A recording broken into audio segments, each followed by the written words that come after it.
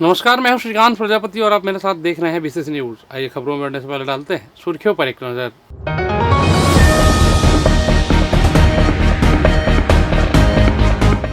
जनगणना की तैयारी जोरों पर, घर घर पहुंचेंगे अधिकारी। विदेश में पार्सल भेजना हुआ आसान, डाक विभाग की नई पहल। क्रिश्चियन समाज ने दिया धरना, नए कानून के खिलाफ है समाज। गर्मी को देखते हुए ट्रेनों में अतिरिक्त कोच, यात्रियों को मिलेगा फायदा।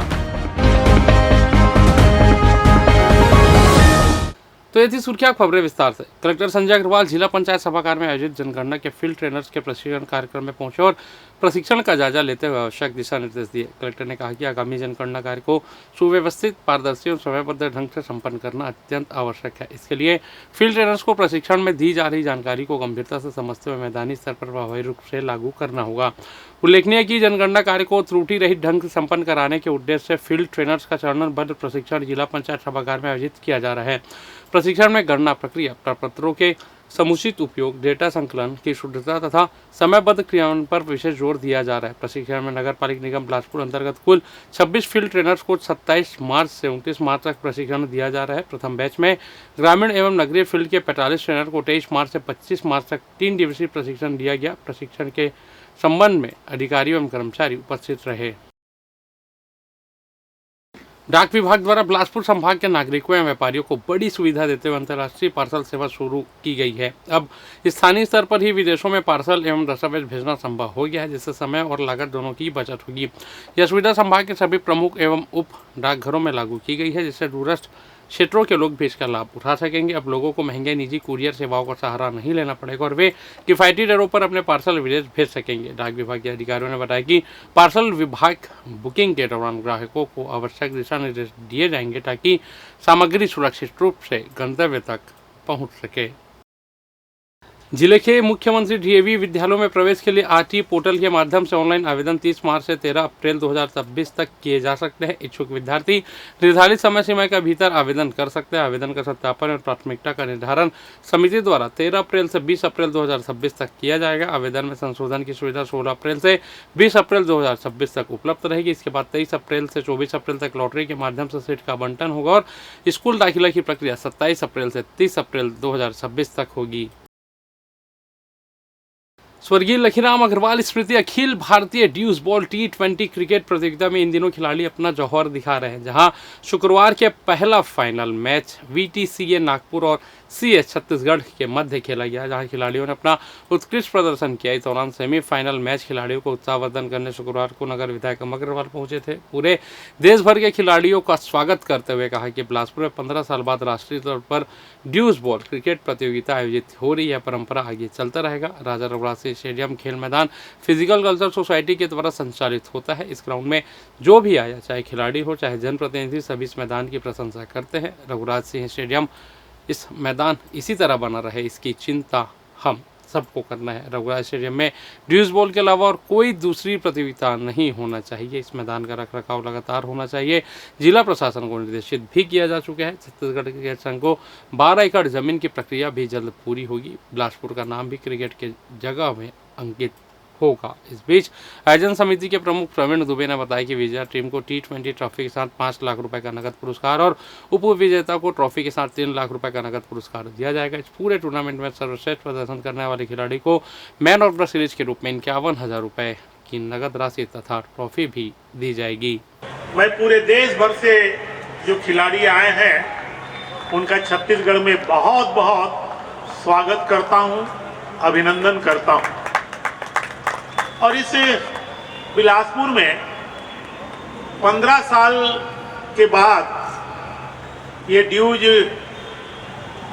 का जो प्रतियोगिता है ये 15 साल के बाद हो रही है और मैं ऐसा मानता हूं कि ये परंपरा आगे चलती रहे और इसके लिए एक ये जो मैदान है जो फ्यूचर कल्चर सोसाइटी के द्वारा संचालित होता है, एक नए प्रवेश में इसको तैयार किया गया है और मुझे प्रसन्नता है कि इस ग्राउंड में जो भी आया, मुझे मिलते रहते हैं, सब प्रशंसा करते हैं, चाहे विधायक हो, जनप्रतिनिधि हो, खिलाड़ी हो, कि मैदान बहुत अच्छा बना है, लेकिन ये मैदान ऐसा बना रहे इसकी भी चिंता आपको करना है।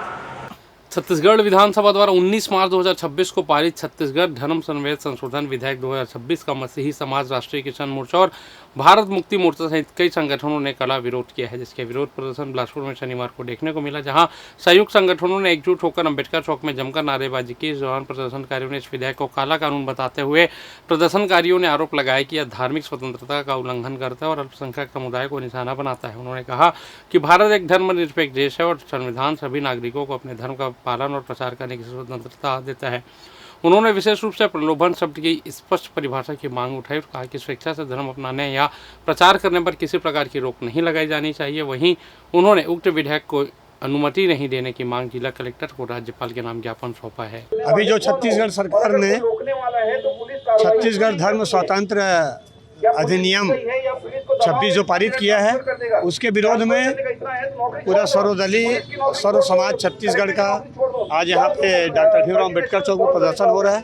फिर रैली के बाद ज्ञापन होगा राज्यपाल के नाम। तो हम इस बिल का विरोध कर रहे हैं क्योंकि ये बिल जो है गैर संवैधानिक बिल है और भारत के संविधान ने लोगों को मौलिक अधिकार में धार्मिक स्वतंत्रता का अधिकार दिया हुआ है। तो ये लोगों की इच्छा है कि लोग चाहे जिस धर्म को अपना ले, वैसे भी धर्म जो है व्यक्तिगत मामला है, इसमें सरकार का कोई नियंत्रण नहीं है और सरकार को इस प्रकार का बिल बनाने का कोई अधिकार नहीं है। जिसका उद्देश्य ये है कि ये कानून सरासर जो है एक दहशत का माहौल कायम करता है माइनॉरिटीज़ के बीच में। और इसमें जो प्रलोभन है, जो सज़ा का प्रावधान है, उसमें एक चीज़ है कि किसी तरह से ये बात नहीं है कि आप अगर किसी को प्रलोभन देते हैं, तो पहले भी संविधान में रहा है कि प्रलोभन देकर के आप धर्म परिवर्तन नहीं करा सकते हैं। इसमें विशेष बात ये लागी गई है कि जब आप किसी पर झूठा इल्ज़ाम अगर कोई लगाता है तो उसके बचाव के लिए क्या प्रावधान आप लोगों ने किया है।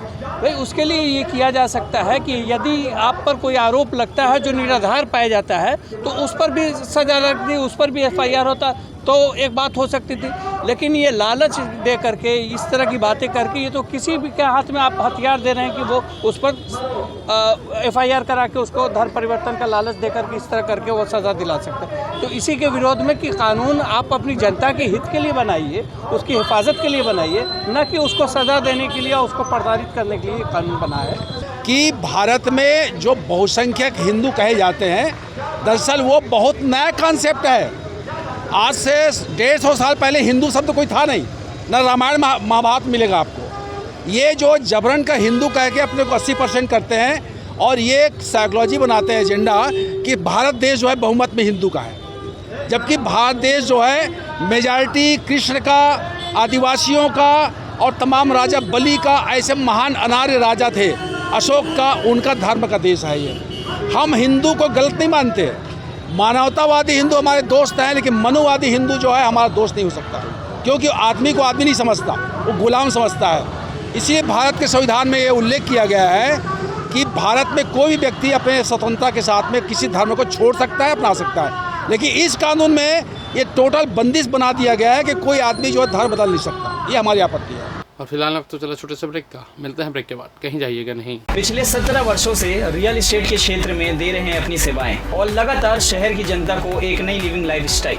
अपने कार्यों एवं सेवाओं के माध्यम से लाखों लोगों की उम्मीदों को दिया है आकार। इसलिए जिले में ही नहीं, पूरे प्रदेश में इनकी पहचान है बरकरार। आपके सपनों के घर को हकीकत में बदल कर है दिखाना, इसलिए आपके लिए लेकर आए हैं भाटी आशियाना।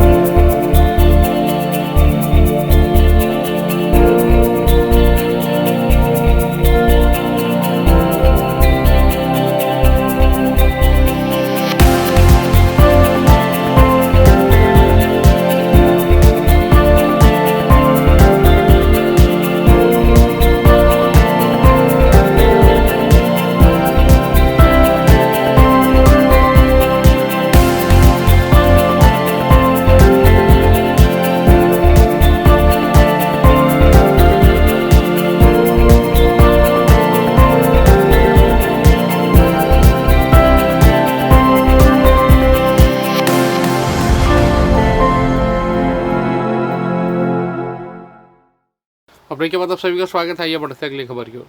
रेलवे ने यात्रियों की सुविधाओं को ध्यान में रखते हुए शालीमार एलटीटी शालीमार एक्सप्रेस में अतिरिक्त कोच जोड़ने का फैसला किया ताकि ज़्यादा लोगों को कंफर्म बर्थ मिल सके। यह सुविधा दक्षिण पूर्व मध्य रेलवे से गुजरने वाली ट्रेनों में दी जाएगी। रेलवे के अनुसार इस ट्रेन में अस्थायी रूप से एक AC 3 टायर और एक स्लीपर कोच बढ़ाया जाएगा। शालीमार से चलने वाली गाड़ी में यह सुविधा 28, 29, 30, 31 मार्च और 1, 2, 3 अप्रैल को उपलब्ध रहेगी। इधर रात के अंधेरे में निर्माणाधीन मकान से सरिया की चोरी करने वाले आरोपी को सरकंडा पुलिस ने गिरफ्तार कर लिया, जिसके कब्जे से पुलिस ने 70 किलो सरिया जब्त किया है। जानकारी के अनुसार सरकंडा पुलिस को सरिया चोरी होने की सूचना मिली। इसी बीच पुलिस को अटल आवास अशोकनगर निवासी सनत लोधी के पास अवैध रूप से सरिया होने की सूचना मिली, जिसकर पुलिस ने आरोपी के ठिकानों पर दबिश देकर उसे गिरफ्तार कर लिया। उसके कब्जे से सरिया चोरी का जब्त कर उसे जेल दाखिल कर दिया गया है। इधर सरकंडा क्षेत्र में दिन दहाड़े चाकू की नोक पर 50,000 रुपये की लूट का मामला सामने है, जिसमें आरोपी को पुलिस ने गिरफ्तार भी कर लिया है। आपको बता दें, प्रार्थी हेमंत कुमार यादव सरकंडा निवासी जो वार्ड बॉय के पद पर कार्यरत है। पुलिस के अनुसार 24 मार्च की सुबह करीब 8:30 बजे नितिन चौक स्थित जयसवाल चाय दुकान पर चाय पीने के उनकी पत्नी मायके गई हुई थी, जिसके कारण घर में रखे 50,000 रुपये उन्होंने अपने लोअर की जेब में रखे हुए थे। हेमंत यादव के अनुसार चाय दुकान में मौजूद जयसवाल चाय वाले ने उनकी जेब में रखे पैसों के बारे में पूछताछ की और पैसे गिनने के बहाने रकम हाथ में लेकर वापस कर दी। उसी दौरान वहीं बैठा अतुल यादव जो लंबोदा नगर निवासी मौके का फायदा उठाकर उसने अपने पास आया और चाकू दिखाकर डराते धमकाते हुए 50,000 रुपये छीनकर फरार हो गया। इस मामले में पुलिस ने आरोपी गिरफ्तार कर उसके पास से 7,400 रुपये जब्त कर लिए हैं। और फिलहाल इस बुलेटिन में बस इतना ही। मुझे दीजिए इजाज़त, फिर होइए आपसे मुलाकात, तब तक देखते रहिए BCC न्यूज़। नमस्कार।